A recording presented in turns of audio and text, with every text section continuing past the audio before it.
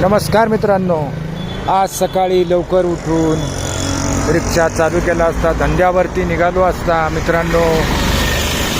गावातून सासवड रोडला वडकी फाट्यावरती आलो. त्यावेळेस तिथे पोलिसांनी माझी गाडी धरली आणि मी कायम पांढरे कपडे घालत असतो. नेमकं आजच मी काळी पॅन्ट घातली आणि मला पोलिसांनी पकडलं. बॅच पूर्ण होता. बॅच पाहिला, लायसन पाहिलं, परमिट विचारलं, परमिट दाखवलं. परंतु काळी पॅन्ट असल्यामुळे म्हणजे तुम्हाला पावती फाडावी लागेल.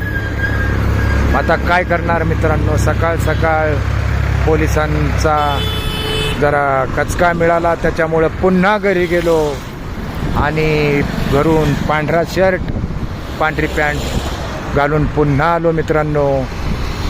4 सीटं भरली तरी दंड केला जातो मित्रांनो.